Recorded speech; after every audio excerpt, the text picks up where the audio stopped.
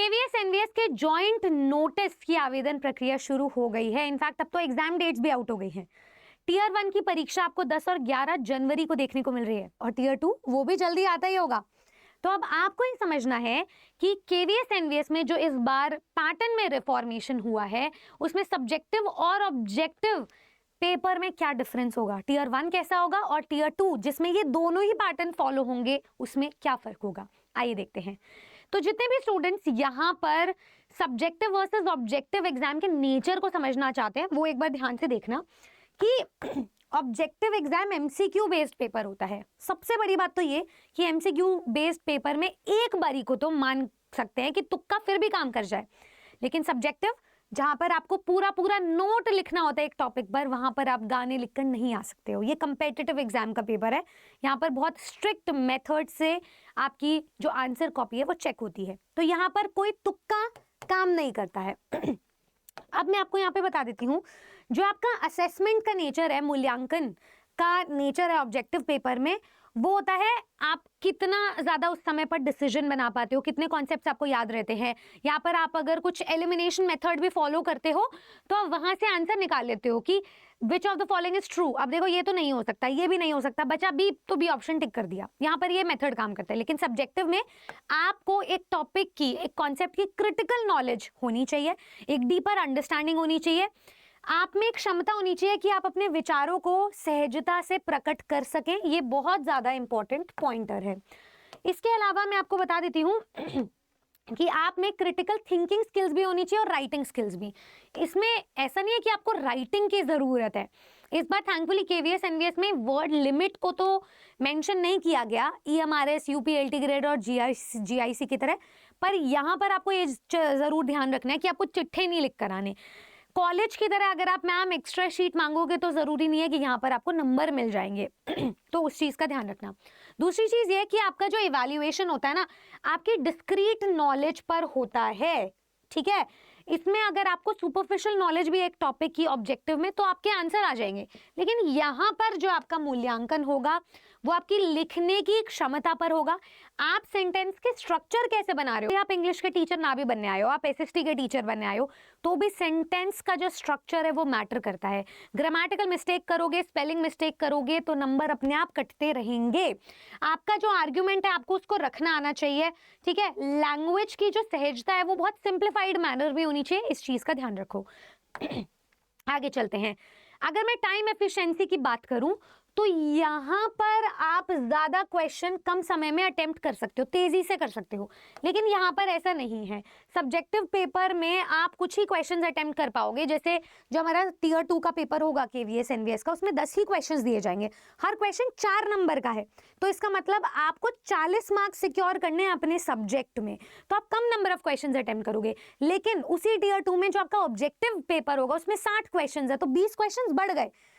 अब 60 question 60 number के हैं, तो हर क्वेश्चन एक एक नंबर का फटाफट स्कोर कर पाओगे, तो ज्यादा अटेम्प्ट कर पाओगे इस पेपर को कम समय में।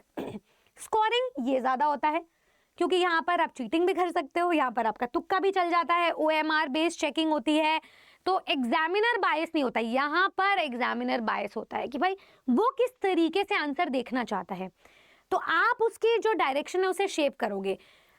आप कुछ इस प्रकार से अपना नोट लिखोगे कि एग्जामिनर अगला सवाल वही सोच रहा हो, अगला थॉट एग्जामिनर का वही हो और आप उसी डायरेक्शन में लेकर जाओगे। मतलब आपको एग्जामिनर के माइंड को टेम करना है, उस स्मार्टनेस के साथ आपको सब्जेक्टिव पेपर अटेम्प्ट करना होगा। उसके लिए एक सब्जेक्ट की क्रिटिकल नॉलेज का होना जरूरी है। मान लो लिटरेचर है तो उसका क्रिटिसिज्म आप मेंशन करोगे, कोट्स मेंशन करोगे, स्पेसिफाई करोगे, और बहुत ज्यादा आपको ब्लैबर नहीं करना, नॉलेज को टू द पॉइंट लिख कर आना। अगर मैं रिलायबिलिटी और वैलिडिटी की बात करूं तो इसकी रिलायबिलिटी ज्यादा है, इसकी वैलिडिटी बहुत ज्यादा होती है। मतलब एग्जामिनर के मूड पे डिपेंड करता है वो किस तरीके से आंसर को देखना चाहता है, तो यहाँ पर फिर वो बायस आ जाता है। यहाँ पर अगर मैं बात करूं प्रेपरेशन स्ट्रैटेजी की तो आप एमसीक्यूज की प्रैक्टिस करते हो, पर यहाँ पर जो आप प्रैक्टिस करते हो, यहाँ पर आप लिख लिख के प्रैक्टिस करते हो, आप ऐसे राइटिंग करते हो, आप शॉर्ट आंसर्स लिखते हो, ग्रामेटिकल स्ट्रक्चर के साथ लिखते हो, लिटरेरी कॉन्टेक्स्ट को ज्यादा से ज्यादा पढ़ते हो, एक्सप्रेशंस को देखते हो, तो ये सारी चीजें हैं। अगर मैं डिफिकल्टी लेवल की बात करूं तो ऑब्जेक्टिव का कम होता है और सब्जेक्टिव का ज्यादा होता है। क्यों? क्योंकि यहाँ पर आपको ना कम समय में ज्यादा क्वेश्चंस अटेम्प्ट करने का स्ट्रेस होता है, लेकिन राइटिंग का बर्डन नहीं होता, यहाँ पूरा लिखने का बर्डन है।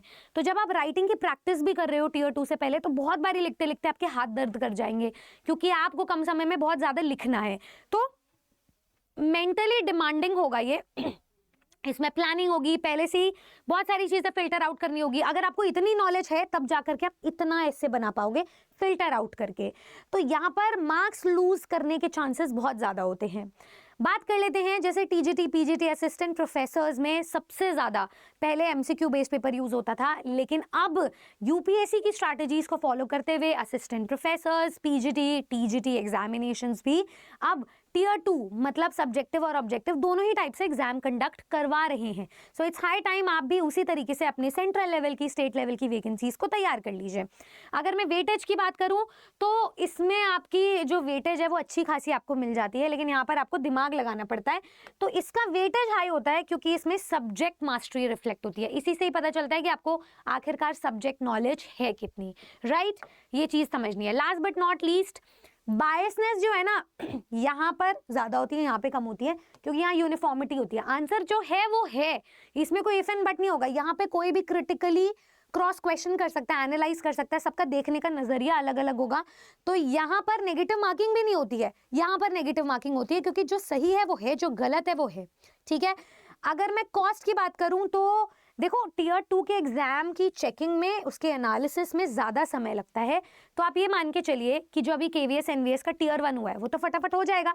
दिसंबर में ये हमारे से जनवरी में केवीएस एनवीएस है, ये सेंट्रल लेवल की वैकेंसीज एक साथ एग्जामिनेशन कंडक्ट करवाएंगे अपने टीयर 1 का, ताकि टीयर 2 ये फटाफट लें और इत्मीनान से अपनी कॉपी को चेक कर सकें। पिछली बार भी इन्होंने एक साइकिल के अंदर अंदर अपने एग्जाम प्रोसेस को कंप्लीट किया था, इस बार भी कुछ ऐसा ही होगा।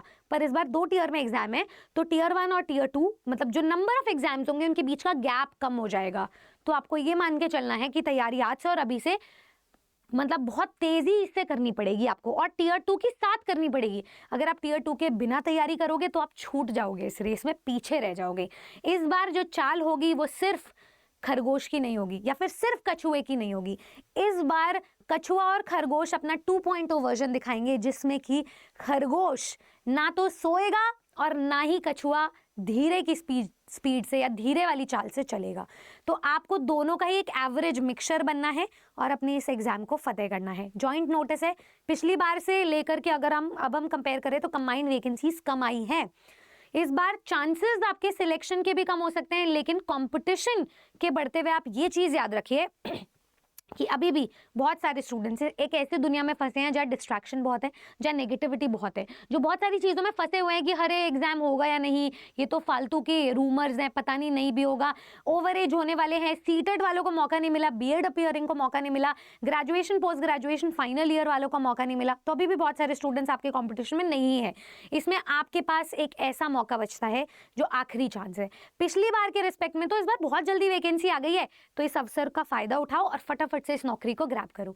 जो भी स्टूडेंट केवीएस एनवीएस भर्ती का हिस्सा बनकर के एक नौकरी पक्की करना चाहता है, वो आज ही डाउनलोड करें ARA 24/7 एप्लीकेशन या वेबसाइट और हमारे सेंट्रल टीचिंग एग्जाम के महापाक का हिस्सा बने, जो कि आपको केवीएस एनवीएस की साथ तैयारी करवाता है। एक से ज्यादा सब्जेक्ट पर जितने रिसोर्सेज की आपको जरूरत है वो सब अवेल करवाता है। टीयर 1 प्लस टीयर 2 की भी साथ तैयारी करवाता है। तो आपको एक बाइलिंगुअल ऐसा मटीरियल मिलने वाला है जिसमें टीयर 1 के 6 सब्जेक्ट टीचर्स और साथ ही साथ में टीयर 2 के आपके डोमेन नॉलेज के टीचर्स आपका साथ देने वाले हैं। अब उसके लिए आपको डाउनलोड करना है, ऑल कोर्सेज पे जाना है, टीचिंग पे जाना है।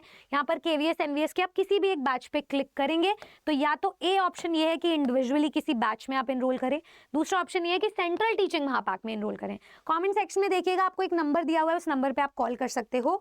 ये नंबर यहाँ पर भी मौजूद है, ठीक है। तो मेरा सजेशन यही रहेगा कि आप साथ ही में तैयारी करें, बाद में चॉइस बना लेना टीयर 2 के बाद, इंटरव्यू के बाद कि आपको जाना कहाँ है, पर अभी तैयारी साथ करना, क्योंकि जो मिल रही है ना अपॉर्चुनिटी उसका सदुपयोग करो, ठीक है। तो हमारे बैचेस शुरू हो रहे हैं 25 नवंबर से। आप यहाँ पे बाय नाउ पे जाएं। डिस्काउंट के लिए मैं एक कूपन कोड दे देती हूँ Y449, वो लगा लीजिएगा। वंस यू अप्लाई दिस, तो देखिए 12,000 का बैच था, ये आपको 2400 समथिंग में पड़ गया। इसमें सभी एग्जाम्स की तैयारी है बाकी 3 तरीके से आप हमारे बैचेस में एनरोल कर सकते हैं। पहला इंडिविजुअल आपके सब्जेक्ट का बैच, दूसरा सेंट्रल टीचिंग का महापैक, तीसरा अगर टीचर ही बनने आए हो, कहीं के भी बनना चाहते हो, तो टीचिंग का महापैक, वो हमारा बेस्ट पैक है। ठीक है, तो अपने अकॉर्डिंगली आप डिसीजन ले लीजिएगा। नहीं समझ आए तो नीचे दिए गए नंबर पर कॉल कर लीजिएगा। बाकी मैं मिलूंगी आपसे 25 नवंबर से शुरू होने वाले उन बैचेस में, जिसके बाद सफलता आपकी निश्चित पूर्वक है। आप इस बात को लेकर के निश्चिंत हो जाएं। Thank you so much, good luck, take care, subscribe to our channel. कोई और डाउट रह गया हो तो कमेंट सेक्शन में जरूर बताइएगा। मैं मिलूंगी नेक्स्ट किसी वीडियो में। जय हिंद।